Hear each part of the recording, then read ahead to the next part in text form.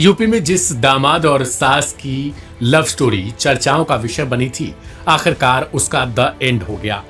जी हां, अपनी ही बेटी के होने वाले दामाद को लेकर फरार हो गई सास अब पुलिस की गिरफ्त में आ गई है। बुधवार को पुलिस ने दोनों को नेपाल बॉर्डर के पास से गिरफ्तार कर लिया है। इन दोनों की फरारी के बाद से लगातार पुलिस इनकी तलाश में जुटी थी। दोनों का मोबाइल ऑफ होने से कुछ पता नहीं चल पा रहा था। इस बीच मंगलवार को दामाद ने फोन जैसे ही ऑन किया तो पुलिस ने उनकी लोकेशन को ट्रेस कर लिया। बुधवार को घेरेबंदी कर दोनों को नेपाल बॉर्डर से गिरफ्तार कर लिया गया। संयोग से दोनों की गिरफ्तारी भी ठीक उसी दिन हुई जब बेटी की शादी तय की गई थी, यानी आज। दोनों से अलीगढ़ लाकर पूछताछ होगी। माना जा रहा है कि वारंट बी पर दोनों को यहाँ लाया जाएगा।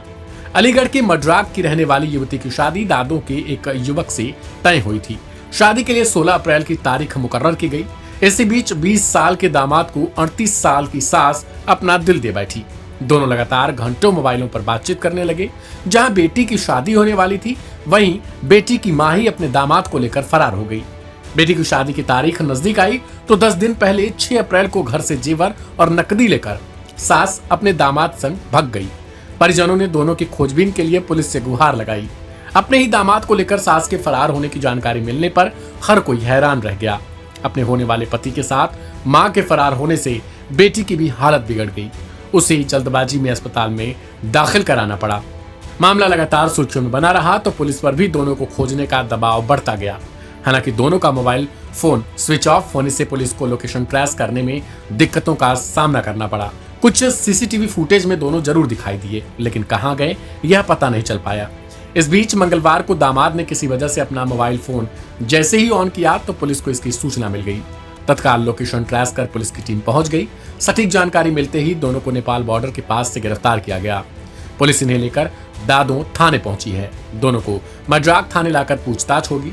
यह संयोग ही है कि बेटी की शादी 16 अप्रैल को तय थी और 16 अप्रैल को ही सास और दामाद की गिरफ्तारी आखिरकार कर ली गई।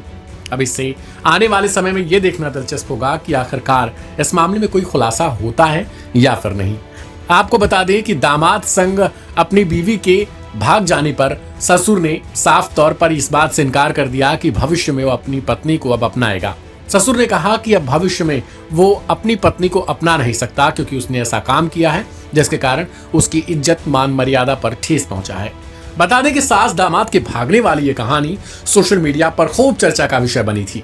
लोग इसको लेकर तरीके तरीके के कमेंट कर रहे थे।